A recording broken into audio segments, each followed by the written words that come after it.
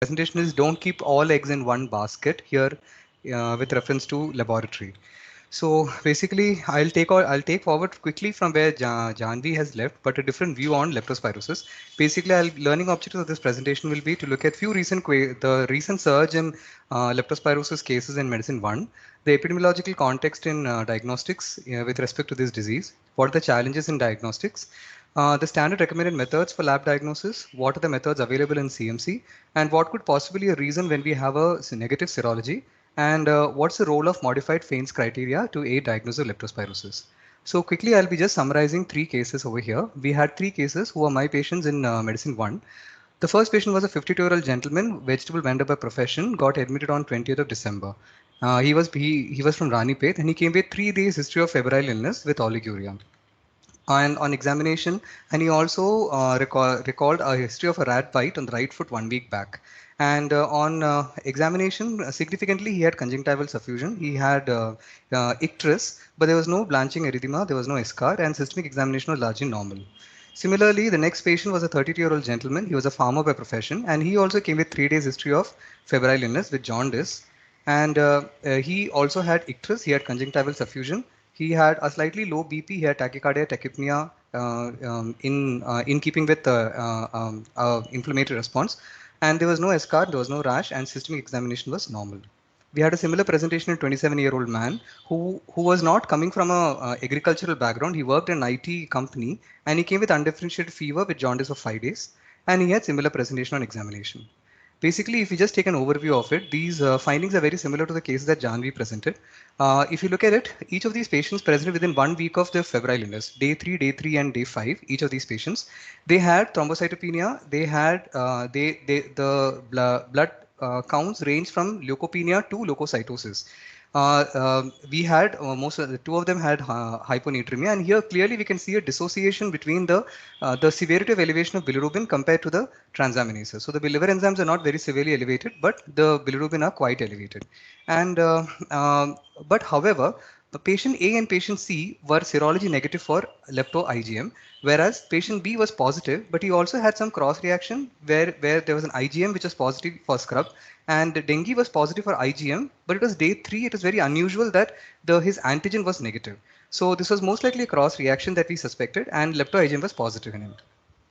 So syndrome that we have is basically a febrile syndrome with jaundice, renal failure, and ARDS in one patient, patient C.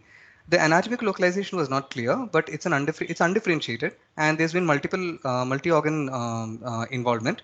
Pathology is an acute inflammatory host response to an insult, and etiology we considered infectious to be more predominant and more likely compared to non-infectious causes. Now, etiologically, in this kind of fever, jaundice, acute kidney injury, we were thinking of etiologically infectious, severe leptospirosis with Wheel syndrome, scrub typhus with MODS, severe malaria, severe dengue, but however, the LFT is quite unusual in this case. Hanta fever is possible, but there's low prevalence. Rat bite fever or Haverhill fever is also likely. However, rat bite can rarely, according to Harrison, it can transmit leptospirosis also, and there are 6 reports worldwide. And severe JNB sepsis can also present, but this is a completely entirely different temporal profile over here. Non-infectious causes, thyroid storm, severe pancreatitis are all conditions which are non-infectious. They are associated with severe inflammation. They can induce a febrile response in a patient. Secondary TTP or a non-infectious TMA can also have a similar presentation. But then all these things were less likely on all these 3 gentlemen who were previously healthy without any comorbidities. Now, I'll be actually looking at the challenges in leptospirosis diagnostics. Basically, overview wise, I would just like to comment upon, according to the WHO report in 1999, it was the most common zoonotic disorder with a recent emergence, like how dengue is more prevalent than before. And it has a very particular and a unique epidemiological relevance. With respect to topography, it is seen mostly in tropical areas. Climate-wise, it is generally seen during seasonal rains, weather, and even natural disasters like cyclones and flood.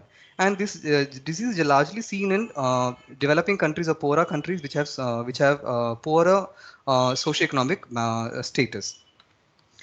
Now, season typically in South India actually and other parts of country is generally reported between June and October during heavy rains and floods. And but however, leptospirosis can come out of season also. That is basically in November. In the last week of November, the first week of December, we had two cyclones which has been ravaging South India. So that actually presented in November and December, and that is probably a reason as to why leptospirosis we saw a surge of leptospirosis cases in this unusual time. So basically, in South India, November has been a month for formation of cyclones in Bay of Bengal, and the last 130 years, nearly a quarter of the cyclones actually happened in the month of November itself. And this time it was Cyclone Nivar and Cyclone Burevi, which led to a rise in the cases of leptospirosis. Now, relevant immunology that as a background that I would like to say is basically there are two phases as previously presented. There's a leptospiral phase and there's an immune phase. So the leptospiral phase is the antigenemic phase, which lasts for 4 to 7 days, followed by a rise in antibodies, which will take at least 7 days to be detectable in the blood. And this IgM can persist even up to 1 to 5 years. So according to Harrison, antibodies do not reach detectable levels until second week of illness, and because serological testing lacks sensitivity up to day 7, it cannot be relied for initiation of treatment. Now, this is basically a very good table which talks about at what point what test can come positive. So basically, the only test that we do here reliably in CMC is actually the IgM ELISA. So this we see that if this patient is presented within first week of the illness, which they did, all three of them, then the antibody titers are actually just going to rise. And they'll also this slope of the antibody titer will also plateau if there is early treatment. Now, in our patients, because they were so sick and they were severely ill, we actually had to start them on therapy instead of waiting for the reports to come, because clinically it looked like leptospirosis, so icterohemorrhagic fever. So that's why, because this we are attributing the negative serology to the fact that the patient presented within 1 week of the symptoms, and there is also blunting of the titers that which can be seen expected in early treatment of these patients. So, laboratory-wise, general lab findings will be elevation in the inflammatory markers, dissociation in the elevation between the bilirubin and the transaminases. RFT can be impaired. Urinalysis can show proteinuria. All these findings have been previously discussed. I'll switch on to the standard tests that are available. So we have dark field microscopy, PCR, microscopic agglutination test, IgM ELISA, and culture. So this table basically just looks at what are the pros and cons of these investigations. Ultimately, MAT is something which is not free. It requires specialized labs, which is not available in CMC. PCR is also not available in CMC. It is done only on some special requests as part of some studies. So what we're left with is actually dark field microscopy and IgM ELISA. Dark field microscopy requires it gives a very low yield. But IgM ELISA, which is the most commonly done test, has got a sensitivity of 85% to 95% and specificity of 97 to 99% in our kit. And culture is very cumbersome. It takes nearly about 3 months, and it is impractical for immediate diagnosis of the patients.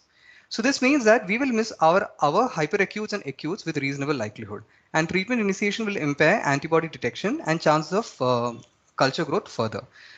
And this is in stark contrast to the luxury of picking up dengue in all stages. In dengue, we have the entire panel, which will actually pick up the dengue virus at any point in the patient's course of illness. So for the hyperacute case, the NS1 antigen can be positive.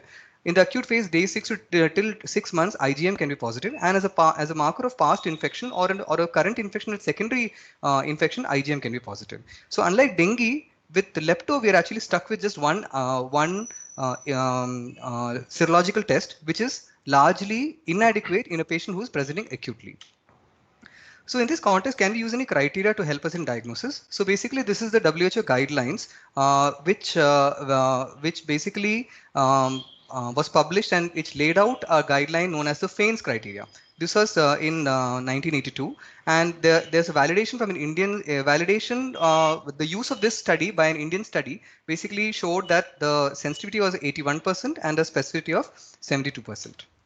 So similarly, there has been modification made in various countries, in Philippines, in Australia, and in India by this author Shivakumar et al., where FAINS criteria has been modified in the Indian context, where basically the difference is that the MAT in the conventional FAINS criteria, which is not available, has been changed by IgM ELISA, which we actually do. So basically, there's not much difference, but it's more practical to do modified FAINS criteria because this consists of the labs that we actually do in our setting. So a score of 26. So basically, this is very useful and important, especially in serology negative patients, because it has got three parts. Part A looks at the clinical data. Part B looks at the epidemiological data, and C only the third section looks at the lab.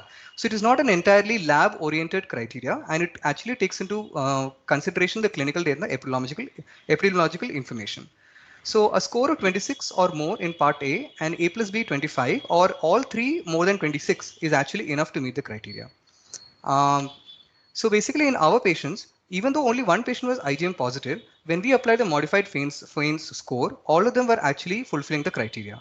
And importantly, all of them responded to our management of leptospirosis also with doxycycline and ceftriaxone, and they were discharged with good recovery. And one of them was reviewed in OPD and he's doing well with no sequelae. So the final diagnosis for patient A and C that we considered was probable severe leptospirosis with Wheel syndrome with MODS, seronegative and a modified Faines score of 27 and 26 in each of them.